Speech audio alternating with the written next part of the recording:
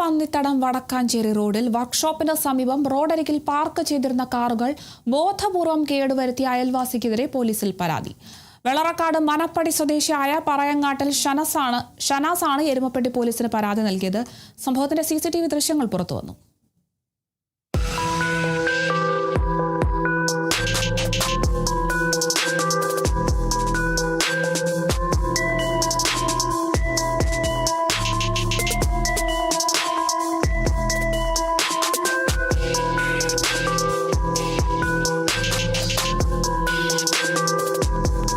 ശനിയാഴ്ച വൈകിട്ട് 7 മണിക്കാണ് സംഭവം നടന്നത്.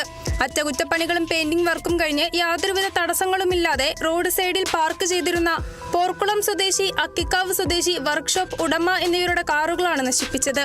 വർക്ക്ഷോപ്പിന്റെ അയൽവാസിക്കെതിരെയാണ് പരാതി നൽകിയിട്ടുള്ളത്. കാറുകളുടെ പെയിന്റും ബോഡിയും ബോധപൂർവം കേടുവരുത്തുന്ന ദൃശ്യങ്ങൾ CCTV ക്യാമറയിൽ വ്യക്തമായി പതിഞ്ഞിട്ടുണ്ട്.